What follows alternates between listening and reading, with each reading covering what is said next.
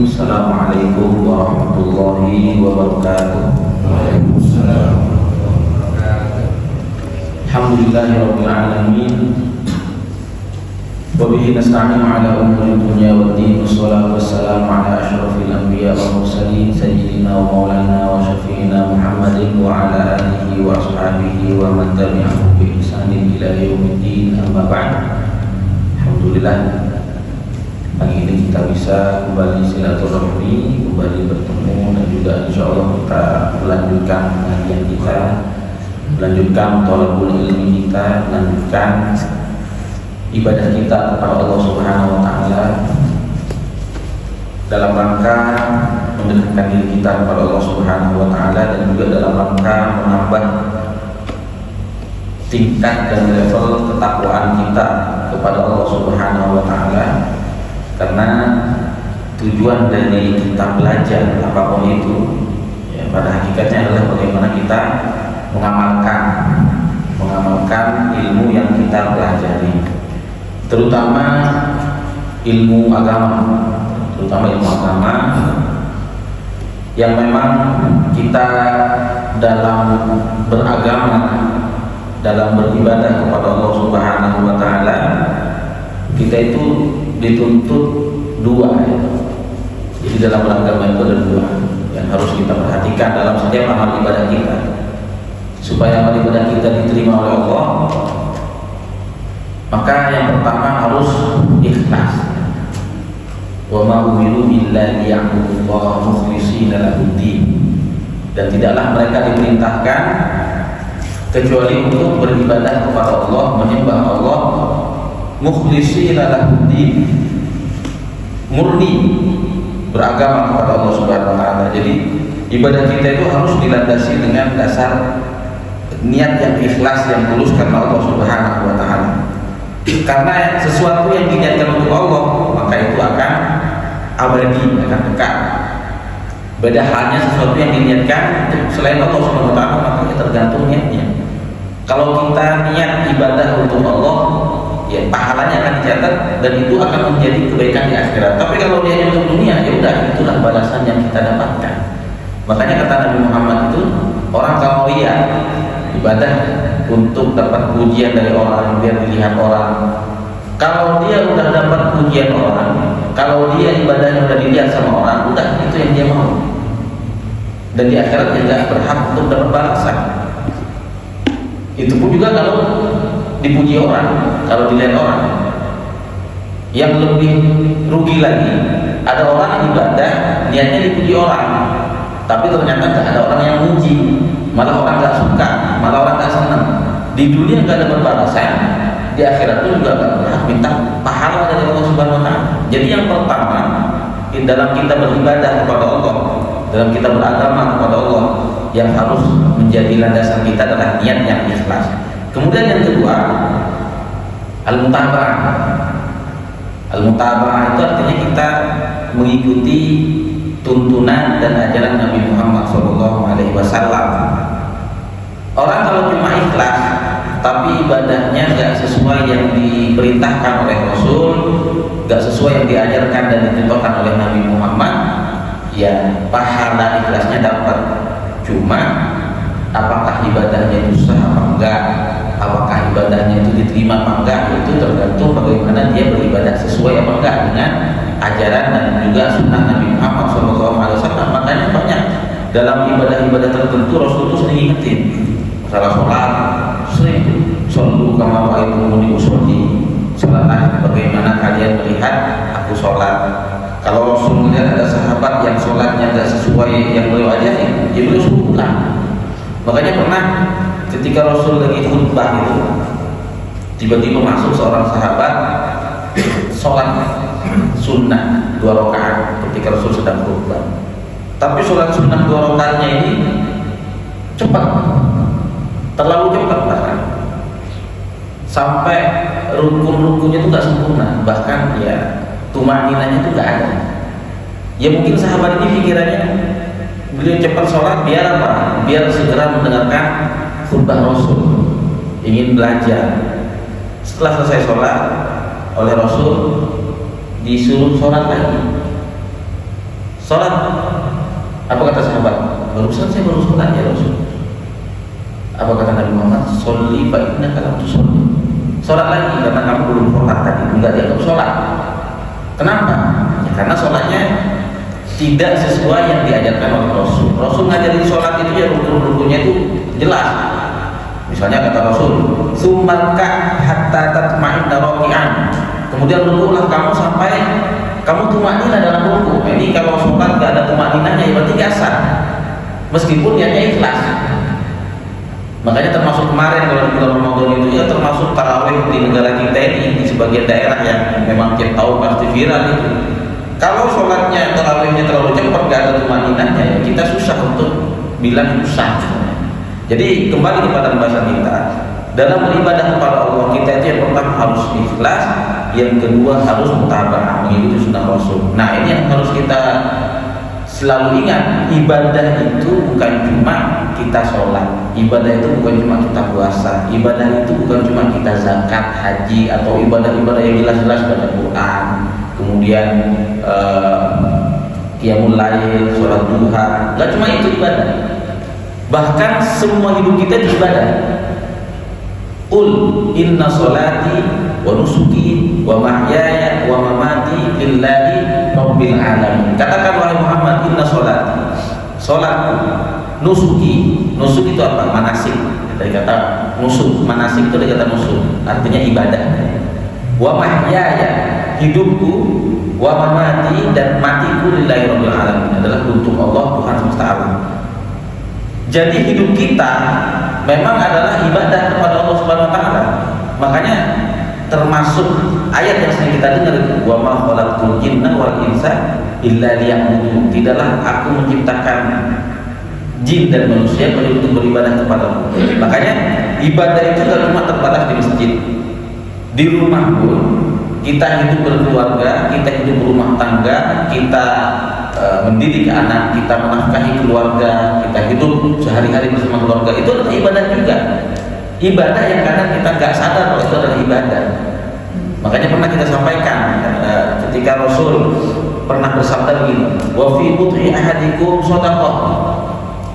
Ketika seseorang di antara kalian berhubungan suami istri dengan pasangannya, itu dapat nilai sedekah di sisi Allah Subhanahu wa taala.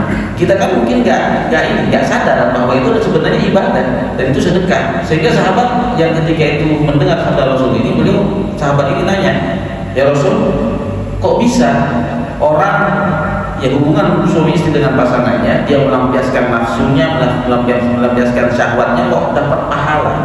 Apa kata Rasul? Gimana kalau orang ini melampiaskan syahwat dan nafsunya untuk yang haram? Apakah dia dapat dosa? Iya, tentu dapat dosa. Begitu juga kalau dia lampiaskan untuk hal yang halal, maka dia pun dapat pahala. Artinya dalam kehidupan keluarga kita itu sebenarnya ibadah semua itu. Bahkan kata Rasul ketika kita menyuapkan makanan untuk anak kita, menyuapkan makanan untuk istri kita, itu juga ibadah itu. Meskipun nggak langsung menyuapin, artinya Rasul bersabda itu artinya bahwa nafkah yang kita berikan kepada keluarga itu ibadah. Bersentuhannya suami dengan istri juga ibadah.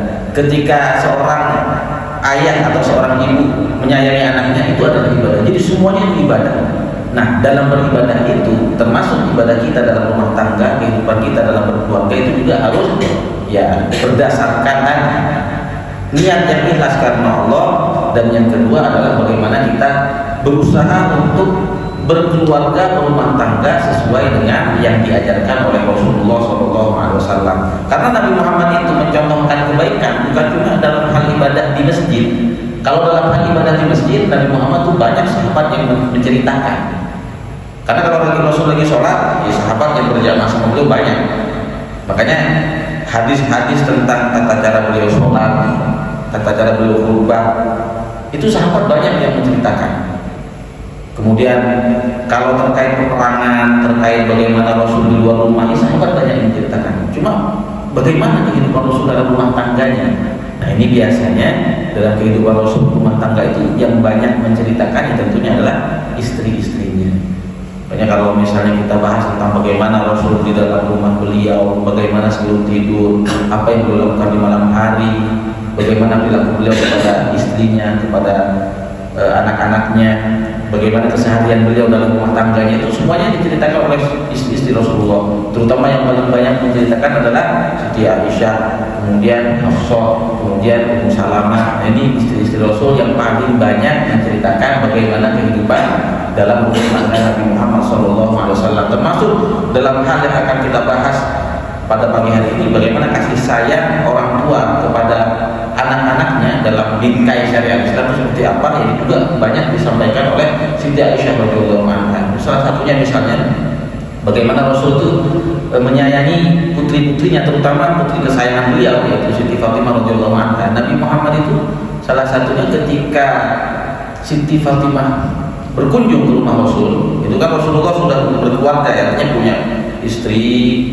Siti Fatimah pun juga sudah punya keluarga, tinggalnya itu misah. Rasul di satu rumah, Siti Fatimah beda rumah. Ketika Siti Fatimah berkunjung ke rumah Rasul, padahal ketika itu Siti Fatimah udah jadi istri gitu, udah dewasa, tapi rasa sayang beliau tetap beliau tampakkan, beliau tunjukkan kepada Siti Fatimah. Apa kata Siti Aisyah radhiyallahu anha? Setiap kali Siti Fatimah datang ke Rasulullah itu, Rasul itu berdiri, menyambut dengan hangat, menyambut dengan baik, didekati Siti Fatimah radhiyallahu anha. Kemudian Rasulullah mencium kening Siti Fatimah, Siti Fatimah pun juga mencium kening Rasul. Ini adalah bentuk bagaimana Rasul menampakkan kasih sayang beliau kepada putri-putrinya, termasuk bagaimana kasih sayang beliau kepada istrinya. Semuanya juga disebutkan, diceritakan oleh Siti Aisyah radhiyallahu anha.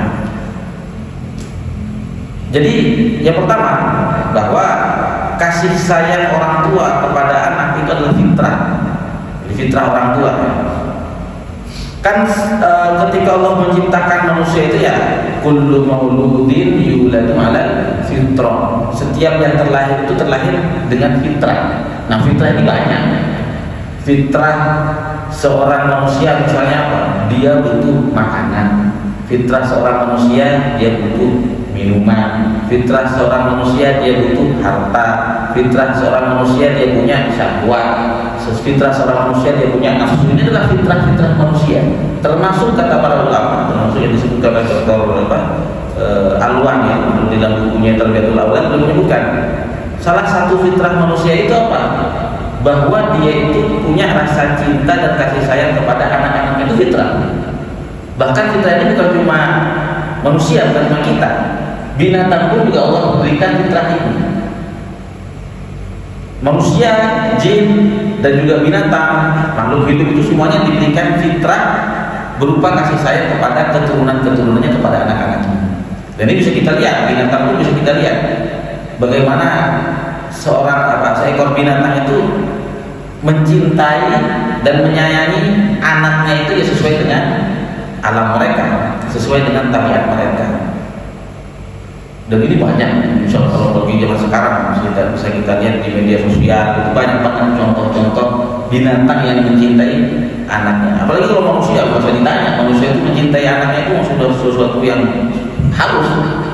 Makanya kata Dr. Alwan itu mengatakan segala bentuk perilaku yang bertentangan dengan fitrah ini, maka perilaku tersebut merupakan perilaku yang menyimpang. Ketika kita melihat ada orang tua yang mungkin menurut kita itu adalah perilaku yang menunjukkan kalau dia nggak sayang, ya berarti dia keluar dari fitrahnya. Sama halnya kayak ada seseorang yang fitrah dia itu adalah mencintai kebaikan. Ketika ada orang yang malah senangnya sama keburukan, berarti dia keluar dari fitrah, keluar dari sunnatullah. Dan fitrah kita sebagai orang tua ya memang pasti dan harus mencintai anak kita. Kalau kita melakukan sesuatu yang dinilai tidak sesuai dengan fitrah itu, berarti kita bisa dibilang perilaku itu menyimpang dari fitrah Allah Subhanahu wa Ta'ala. Dan zaman sekarang juga, zaman sekarang dan dulu juga, ya pasti ada namanya sunnatullah, itu tidak semuanya berjalan dengan sunnatullah. Pasti ada orang-orang yang menyimpang. Sunnatullah jelas, tapi kadang ada yang tidak sesuai dengan sunnatullah. Salah satunya mukjizat, itu kan di luar sunnatullah. Ketika sunnatullah misalnya pisau itu bisa melukai seseorang, itu sunnatullah, normalnya begitu. Kalau kita iris tangan kita pakai pisau, ya normalnya sunnatullahnya berdarah, bukan. Cuma kadang ada sesuatu yang di luar sunnatullah, Nabi Ibrahim alaihissalam ketika menyembelih Nabi Ismail. Lagi kita Idul Adha ya, Idul Hijjah, sebulan 2 bulan lagi. Itu di luar fitrah. Ketika api itu harusnya membakar, ya, Nabi Ibrahim ketika dibakar oleh Raja Namrud nggak kebakar bahkan kedinginan, itu di luar sunnatullah. Ya sebenarnya juga sama, manusia juga ketika dia harusnya fitrahnya mencintai anak, ternyata dia nggak mencintai anak, berarti dia keluar dari sunnatullah. Nah itu kita bagaimana berusaha agar kita tetap berada di jalur sunnatullah, yaitu mencintai keturunan kita, mencintai anak-anak kita, tapi tetap sesuai dengan yang diajarkan oleh Nabi Muhammad SAW, yang juga diperintahkan oleh Allah Subhanahu Wa Taala. Karena kadang orang tua itu kadang sayang kepada anaknya, cuma kadang di sisi lain dia demi membela sayangnya kepada anak, kadang dia itu melakukan sesuatu yang diharamkan oleh Allah Subhanahu Wa Taala. Contohnya sederhananya apa? Ya, misalnya masalah nafkah, misalnya salah satunya yang sederhana aja. Demi dia mewujudkan keinginan anak dalam bentuk harta, kadang dia itu mencari harta itu dengan cara yang haram. Nah ini bagaimana dalam Islam? Misalnya anaknya minta sepeda, dia nggak punya uang, demi membelikan sepeda untuk anaknya, ya misalnya dia harus mencuri, dia harus korupsi, atau dia melakukan hal-hal yang lain yang diharapkan oleh Allah Subhanahu Wa Taala. Berarti dia menyayangi anaknya, tapi tidak sesuai dengan yang diajarkan oleh Nabi Muhammad, tidak sesuai dengan yang diperintahkan oleh Allah Subhanahu Wa Taala. Karena prinsipnya dalam Islam itu, jangan sampai kita bermaksiat kepada Allah dalam rangka kita patuh kepada makhluk Allah. Ada satu kaidah yang sering disebutkan oleh ulama, la ta'ata li makhluqin fi maksiatil khaliq. Jadi nggak boleh patuh kepada seorang makhluk kalau itu berupa maksiat dan melanggar aturan Allah Subhanahu Wa Taala. Ya seperti tadi, anaknya minta sepeda, tapi si orang tua ini berusahanya beliin sepeda untuk anaknya, tapi dengan cara-cara yang diharamkan oleh Allah Subhanahu Wa Taala. Memang sayang itu sayang, cuma menyayangi anak dengan cara yang salah. Pengen anaknya sukses, tapi dia lakukan dengan cara-cara yang diharamkan. Itu sayang kepada anak, cuma dengan cara yang haram. Pengen anaknya sukses, tapi dia dengan cara menjatuhkan orang lain, merugikan orang lain, menzalimi orang lain, atau juga ya melakukan sesuatu yang memang dilarang oleh Allah Subhanahu Wa Taala. Jadi kembali kepada pembahasan kita bahwa kasih sayang orang tua kepada anak itu adalah fitrah. Tapi Islam itu mengatur bagaimana fitrah ini jangan sampai membuat kita keluar dari ajaran Islam.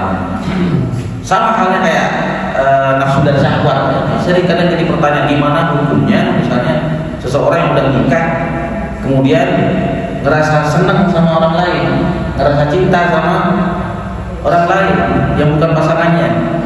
Jadi kalau di kita itu ada istilah puber kedua.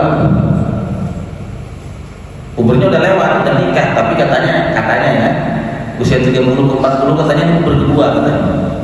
Kadang ya ada seorang laki-laki yang udah nikah, udah punya istri, punya anak, tapi di usia 30 ke 40 katanya itu kadang ngerasa kayak suka sama perempuan lain, sama istri orang, atau kebalikannya. Ada seorang perempuan udah punya suami, punya anak, di usia itu puber kedua juga misalnya, kayak ngerasa pengen nikah sama suami orang. Nah gimana itu? Apakah itu haram? Kata ulama, rasa cinta itu fitrah dari Allah. Rasa cinta, rasa suka, rasa benci itu fitrah dari Allah. Artinya setiap muslim punya rasa itu, punya sifat itu. Yang Islam pertanyakan itu, yang Islam minta pertanggungjawaban, yang akan kita pertanggungjawabkan di hadapan Allah itu bagaimana kita menyikapi fitrah itu. Kalau misalnya ini ada orang udah berkeluarga, udah beristri, kemudian dia puber kedua, suka sama istri orang dan melakukan hal yang haram, mengiyakan sesuatu yang tidak boleh itu, nah ini yang akan menjadi tanggung jawab. Kalau cuma sekedar suka, ya bagaimana dia itu mengendalikan rasa suka itu ya, dihilangkan dan segala macam. Sama kayak nafsu, ya Allah tidak akan menghisap kita kenapa kamu nafsu, enggak. Yang Allah hisap nanti itu ya bagaimana kita menyikapi nafsu kita. kita. Syahwat fitrah manusia, mustahil manusia nggak punya syahwat. Manusia yang normal pasti punya syahwat yang normal, yang sunatullah dan punya syahwat. Allah tidak akan menghisap kamu, saya hukum, saya kasih adab karena kamu bersyahwat, nggak bisa. Kalau begitu kenapa engkau ciptakan kami dengan ada syahwatnya? Nah, yang akan Allah tanyakan nanti, bagaimana kamu menyikapi syahwatmu ketika ada sesuatu yang haram, kamu bersyahwat, kemudian apa yang kamu lakukan? Apakah kamu menuruti bisikan setan apa enggak? Jadi seperti itu. Jadi kita itu ya fitrah, tapi bagaimana kita mengendalikan fitrah itu, kita bagaimana menyikapi fitrah itu. Nah, terkait kasih sayang kita kepada anak-anak kita itu adalah fitrah. Ada beberapa ayat Al-Quran, yang disampaikan oleh Allah Subhanahu Wa Taala di dalam Al-Quran. Salah satunya di dalam surat Al-Kahfi yang sering kita baca kalau sudah malam Jumat atau hari Jumat, bahwa anak itu salah satunya adalah perhiasan dunia. Jadi kita kalau di dunia ini salah satu yang membuat kita terhibur, salah satu hiasan hidup kita adalah anak-anak kita. Al-mal wal banuna zinatul hayatid dunia. Harta dan anak itu adalah perhiasan kehidupan dunia. Yang namanya perhiasan kehidupan dunia, jangan sampai perhiasan kehidupan dunia ini membuat kita lalai kepada kehidupan akhirat. Jangan sampai harta ini membuat kita lalai terhadap akhirat. Jangan sampai anak-anak kita membuat kita lalai terhadap ibadah kita kepada Allah Subhanahu Wa Taala. Bahkan di dalam surat Al-Hasyr Allah itu berfirman yang artinya, ya ayyuhalladzina amanu la tulhikum amwalukum wala auladukum an dzikrillah. Wahai orang-orang yang beriman, jangan sampai harta dan keturunan kalian, anak-anak kalian membuat kalian lalai dari berzikir kepada Allah Subhanahu Wa Taala. Kenapa ya? Anak dan keturunan itu termasuk harta juga adalah perhiasan dunia. Ya, kita kan memang secara manusiawi, manusia yang normal, yang fitrah juga ya pasti juga suka kepada keindahan, suka kepada perhiasan, suka kepada sesuatu yang membuat kita senang. Salah satunya adalah anak-anak kita. Jadi anak adalah perhiasan kehidupan kita di dunia ini. Wal baqiyatus sholihatu khairun inda rabbika thawaban wa khairun amalan. Wal baqiyatus sholihat, tetapi amal kebajikan yang kekal, khairun inda rabbika, lebih baik di sisi Tuhanmu, thawaban pahalanya, wa khairun amalan, dan lebih baik untuk menjadi harapan. Jadi anak kita adalah perhiasan kehidupan kita di dunia ini. Nah, bagaimana kita membuat perhiasan kehidupan dunia ini kita menjadi sesuatu yang kekal, yang abadi, menjadi bahasanya amal jariah. Makanya dalam satu hadis yang juga sering kita dengar, idza mata Adam, gitu ya, ketika seseorang sudah meninggal maka semua amalnya terputus kecuali 3. Yang pertama apa? Sedekah jariah. Sedekah jariah itu ya sedekah yang memang pahalanya bisa terus mengalir karena wujud sedekahnya masih ada. Ya, sedekah untuk wakaf masjid, jalan, fasilitas masjid, fasilitas sosial, selama masih dipakai pahalanya terus ngalir. Yang kedua, ilmu yuntafa'u, ilmu yang bermanfaat. Nah, masalah ilmu ini juga nih sering kita sampaikan. Kita itu sebagai orang tua, jangan sampai kita mengandalkan untuk mengajarkan agama kepada anak kita itu, jangan mengandalkan orang lain semuanya, jangan. Ya, memang perlu kita mencarikan guru ngaji untuk anak kita, perlu. Cuma jangan sampai semuanya kita serahkan ke guru ngaji. Makanya ada 3 katanya tuh minimal yang harus kita ikut juga ikut serta dalam mengajarkan anak kita. Minimal ada 3 itu. Yang pertama, kita yang ngajarin anak-anak kita huruf hijaiyah.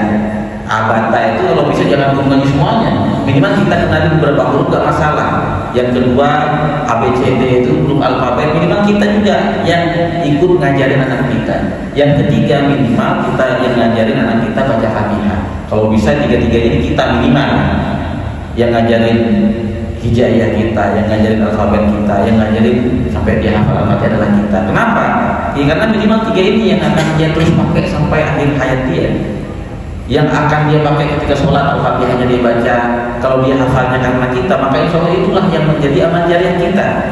Dia bisa baca Quran karena awalnya kita yang mengenalkan huruf-huruf hijaiyah, itu juga jadi pahala buat kita, amal jariah buat kita, al-baqiyatus sholihat untuk kita, ibadah yang pahalanya kekal abadi untuk kita. Nah kalau kita serahkan semuanya kepada guru ngaji anak kita, kepada guru-gurunya ya bukan salah memang, cuma ya kita kehilangan kesempatan untuk mendapatkan amal jariah dari anak kita. Apalagi nanti kalau anak kita sudah dewasa, dia ngajarin anaknya lagi, dia jadi guru, dia bisa baca Al-Quran gara-gara kita dan seterusnya. Kemudian yang ketiga, awaladin sholihin yad'ulahu, anak yang soleh yang mendoakan untuk orang tuanya, termasuk amalan yang pahalanya tidak terputus. Nah ini yang kita harapkan, wal yaitu sholihah itu lebih baik di sisi Allah Subhanahu wa taala daripada harta dunia. Kemudian anak itu juga adalah nikmat yang agung. Anak dan keturunan adalah nikmat yang besar dari Allah Subhanahu wa taala. Makanya memang ya standarnya atau normalnya setiap orang itu pasti berharap punya keturunan. Meskipun pada akhirnya masalah keturunan ini adalah mutlak, benar-benar adalah kuasa Allah Subhanahu wa taala dan ketentuan dari Allah. Jadi kita nggak bisa menyalahkan orang ketika misalnya anaknya laki-laki atau anaknya perempuan atau anaknya campur atau bahkan mungkin ada orang yang punya, itu sudah fitrah dari ketentuan dari Allah. Yang memberikan itu semua adalah hak Allah Subhanahu wa taala. Kadang ada orang yang baru nikah langsung dapat anak, ada yang beberapa tahun, ada yang bertahun-tahun belum punya, itu adalah kekuasaan Allah Subhanahu wa taala. Jadi ketika Allah memberikan keturunan, itu berarti Allah berikan nikmat yang besar, dan itu juga berupa tanggung jawab dan titipan dari Allah Subhanahu wa taala. Ketika Allah memberikan keturunan, ya berarti Allah percaya kalau kita insya Allah bisa menjalankan amanah kita sebagai orang tua. Di dalam Al-Quran Allah berfirman bahwa keturunan adalah nikmat yang besar. Summa radadna lakumul karrata 'alaihim wa amdadnakum bi amwalin wa banin wa ja'alnakum aktsara nafira. Kemudian kami memberi giliran kepadamu untuk mengalahkan mereka kembali, dan kami membantumu dengan harta kekayaan dan anak-anak, serta kami jadikan kamu kelompok yang lebih besar. Nah ini firman Allah di dalam surat Al-Isra terkait hubungan orang Muslim dengan Yahudi. Kalau Al-Isra itu kan dari awal bagaimana Allah menceritakan orang Yahudi, bahwa orang Yahudi itu akan berbuat kerusakan ini 2 kali. Nah ini di ayat ke-6 Allah berfirman begitu. Kemudian akan Allah berikan giliran, ada waktunya nanti di mana umat Islam yang menang. Dan kemenangan umat Islam itu dari mana? Wa amdadnahum bi amwalin wa banin. Allah berikan kepada umat Islam itu harta yang berlimpah, wa banin, dan keturunan. Jadi kalau kita baca berita sampai sekarang mungkin perang itu belum berakhir. Ya musuh-musuh Allah Subhanahu wa taala terus membunuh saudara-saudara kita, bahkan yang anak-anaknya yang lebih banyak itu puluhan ribu yang mereka bunuh. Yang terbunuh sekian, tapi di sisi lain ibu-ibu di Palestina itu ya tetap terus Allah berikan keturunan-keturunan yang lebih banyak bahkan. Nah itulah bagaimana cara Allah Subhanahu wa taala yang memberikan kemenangan kepada umat Islam itu dengan nikmat yang besar, yaitu keturunan, itu anak-anak. Jadi anak itu adalah nikmat yang besar, adalah nikmat yang agung dari Allah Subhanahu wa taala yang memang harus kita syukuri. Dan bentuk syukur kita kepada Allah dalam hal anak kita ini, bagaimana kita benar-benar berusaha untuk mendidik anak kita ya sesuai dengan yang diajarkan oleh Nabi Muhammad SAW. Karena memang pendidikan anak kalau di dalam agama Islam itu bukan cuma ketika anak kita sudah balik. Mendidik anak itu ya dari sejak, bahkan kalau kata ulama itu mendidik anak itu bahkan dari sejak kita memilih istri. Bagaimana kita memilih istri yang baik, yang solehah. Kemudian bagaimana ketika istri sudah hamil, mendidik anak itu cuma dari situ juga tuh. Bagaimana kita menafkahi istri kita yang di dalam rahimnya itu ada janin, ada anak kita. Bagaimana kita memberikan nafkah yang halal, bagaimana kita mendoakan anak kita bahkan ketika anak kita belum lahir. Itu pendidikan anak dari situ, bukan ketika anak sudah mulai balik. Makanya tanggung jawab kita adalah bagaimana mendidik anak sesuai dengan yang diajarkan oleh Nabi Muhammad SAW. Kemudian yang ketiga, bahwa anak itu atau keturunan adalah penunjuk mata. Kalau bahasa Arabnya itu qurratu a'yun. Banyak salah satu doa yang disebutkan oleh Allah dalam surat Al-Furqan. Doa kita sebagai orang tua salah satunya adalah waladzina yaqulun, orang yang berkata Rabbana hab lana min azwajina wa dzurriyyatina qurrata a'yun waj'alna lil muttaqina imama. Artinya apa? Ini doa yang sering kita baca setelah selesai sholat baik berjamaah atau sendiri-sendiri.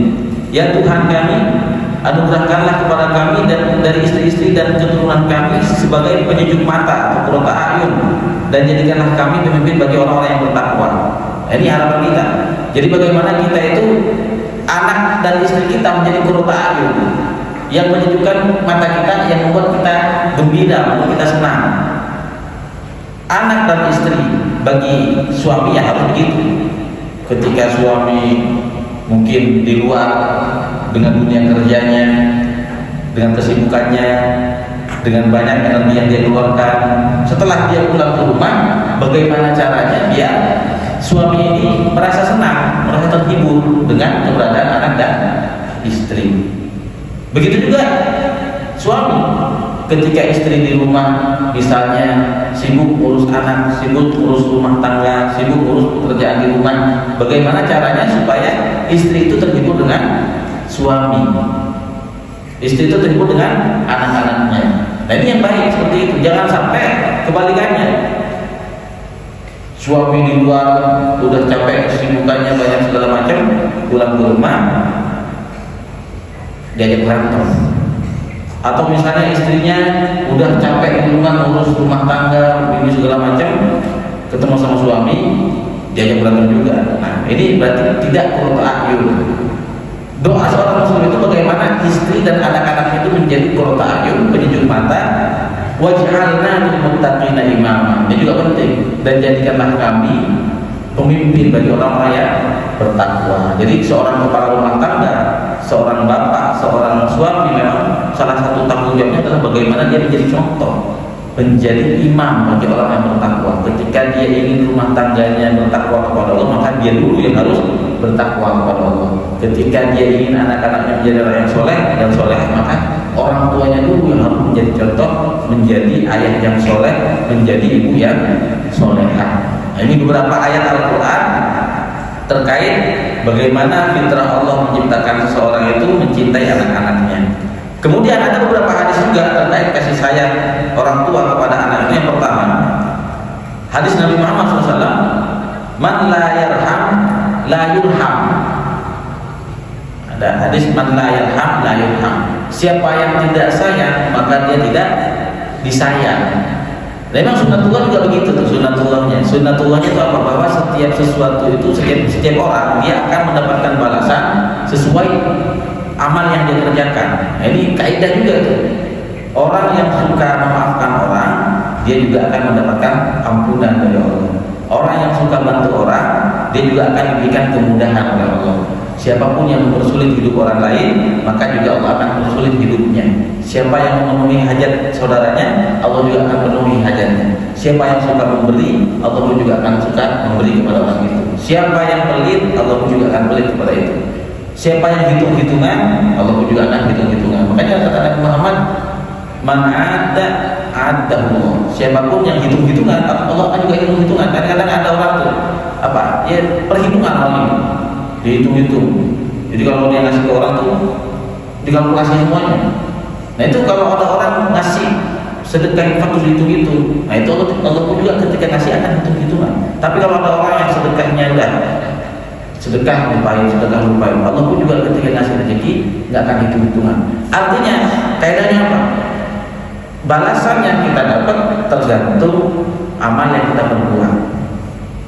Suka memberi akan Allah beri, suka membantu Allah akan bantu. Termasuk ini orang yang penyayang, ya juga akan disayang oleh Allah Subhanahu Wa Taala.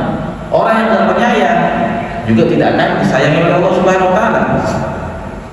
Makanya salah satu hadis yang menjadi hadis musalsal, hadis itu kan banyak tuh, ada istilah hadis musalsal.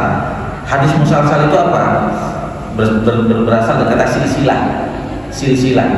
Musalsal itu dari kata silsilah, artinya berurutan atau ya sama gitu ya.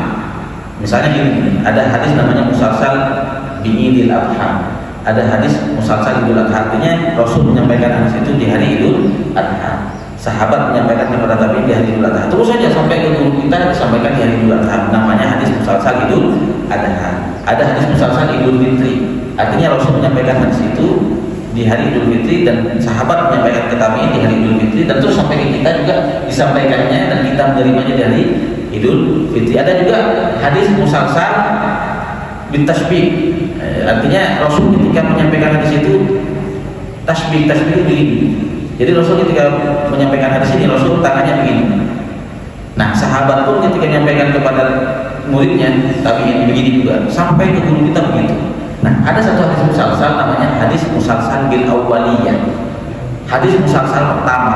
Maksudnya gimana? Sahabat ini pertama kali dengar hadis dari Rasul adalah hadis yang ini. Kemudian sahabat ini menyampaikan hadis kepada tabi'in, hadis yang ini yang pertama kali disampaikan. Hadisnya apa? Kata Rasul, hadis musalsal bil awwaliyah ini sabdanya adalah ar-rahimuna yarhamuhumur rahman.